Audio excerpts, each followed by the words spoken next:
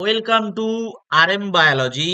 এই মুহূর্তের এসএমএফডব্লিউবি 2025 রিলেটেড সব থেকে গুরুত্বপূর্ণ আপডেট তোমাদের রিফান্ড নিয়ে কিন্তু একটা আপডেট তোমরা পেয়েছো। যারা রিফান্ডের অ্যাপ্লাই করেছিলে তাদের প্রত্যেকের কাছে একটা করে মেল আসছে, প্রত্যেকের কাছেই মেলটা আসছে। যারা তোমাদের যে স্টুডেন্ট, তোমাদের অ্যাকাউন্ট না দিয়ে যদি অন্য কোনো অ্যাকাউন্ট দিয়ে থাকো, তাদের কাছে কিন্তু এই মেলটা এসছে। যাদের কাছে এই মেলটা এসছে তারা যদি আজকের ভিডিওতে যে কাজটি বলবো সেই কাজটি না করো, তুমি কিন্তু রিফান্ড পাবে না। তাই অবশ্যই ভিডিওটি শেষ পর্যন্ত দেখতে হবে।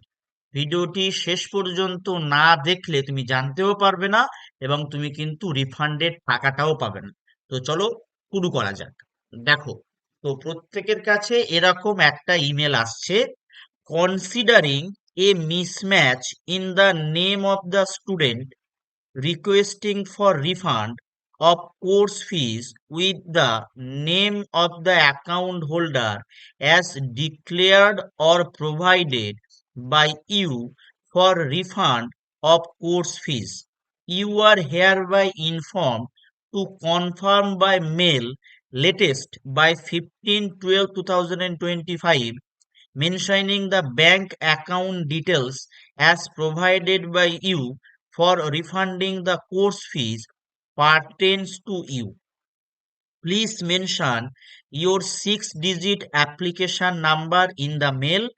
On receipt of confirmation, payment for refund shall be proceed on 15/12/2025.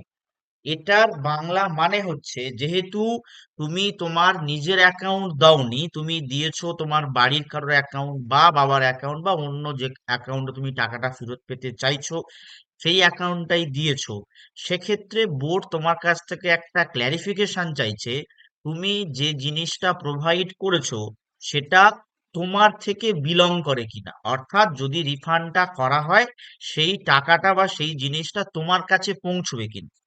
এই কনফার্মেশনটা তোমাকে করতে হবে 15/12/2025 মধ্যে। তুমি এই কনফার্মেশনটা করার পরে 15/12/2025 অর্থাৎ সামনের সোমবার থেকে টাকাগুলো ক্রেডিট হওয়া শুরু হবে। তুমি এটা করবে কি করে? তো এরকম যে মেল এসছে সেখানে দেখবে একটা রিপ্লাই বলে একটা অপশন আছে। এই রিপ্লাই অপশনে তুমি ক্লিক করবে। রিপ্লাই অপশানে ক্লিক করার পরে তুমি কি লিখবে, তোমার লিখতে হবে কি, সব থেকে প্রথম লিখবে অ্যাপ্লিকেশন নাম্বার। সব থেকে প্রথম লিখবে অ্যাপ্লিকেশন নাম্বার, যেটা তোমার 6 ডিজিট নাম্বার হয়, তুমি নিজেই জানো তোমার অ্যাপ্লিকেশন নাম্বার। তারপরে লিখবে account holder name. Account holder name, ঠিক আছে? অ্যাকাউন্ট হোল্ডার নেম এটা তুমি লিখে দিলে, যেটা তুমি প্রোভাইড করেছো আর কি।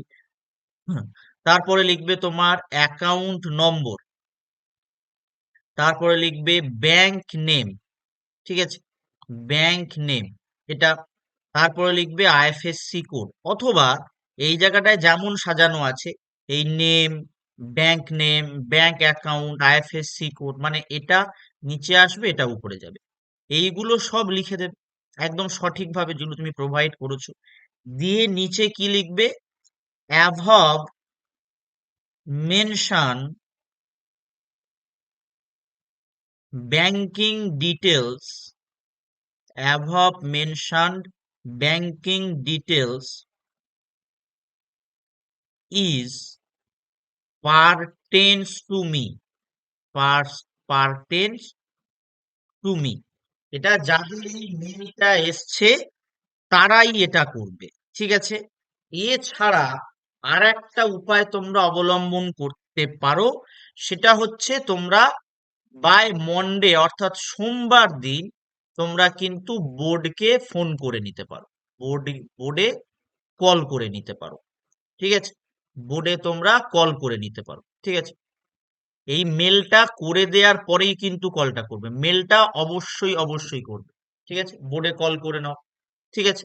তাহলে হচ্ছে এবার আমাদের কি দাঁড়ালো, যেটা আমি কি বললাম, যে তুমি যে ডিটেলসটা ফিল করেছো সেই ডিটেলসটা তুমি কিন্তু এখানে দিয়ে দেবে। এবার কোনো কারণে তোমার যদি ডিটেলস ফিল যদি ভুল হয়ে থাকে, সেক্ষেত্রেও তুমি একটা বাঁচার উপায় পেয়ে গেলে। তুমি মেল যেটা করছো, যদি তুমি যখন সাবমিট করার সময় যদি কোনো ভুল করে থাকো, এই মেলে যে বডিটা তুমি লিখবে সেই বডিতে তুমি কিন্তু সঠিক করে দাও। দিলে এটাই তোমার কিন্তু কনফার্মেশন, এটাই হচ্ছে তোমার কনফার্মেশন। তাই কনফার্মেশনে তুমি যেটা করবে তোমার কিন্তু সেই অ্যাকাউন্টেই টাকাটা আসবে, এবং সেটা 15 তারিখের পর অথবা 15 তারিখ থেকে দেয়া শুরু হবে। তো এইটুকু তথ্য, ভিডিওটি শেয়ার করে দাও। যেসব বন্ধু বান্ধবরা তোমাদের রিফান্ড করেছিল জানো, ওদের সঙ্গে শেয়ার করো। যদি তুমি নিজে রিফান্ডের অ্যাপ্লাই করে থাকো, তুমি এই কাজটা করে থাকবে, করতে হবে তোমাকে যদি তোমার এরকম একটা মেল আসে। তো আজকের এই পর্যন্ত, টাটা। কমেন্ট করতে পারো কার কার এরকম মেল এসছে, যাদের মেল এসছে অবশ্যই কিন্তু তোমরা এই কাজটি করে নাও, তবেই তোমরা রিফান্ডটা পাবে। চলো।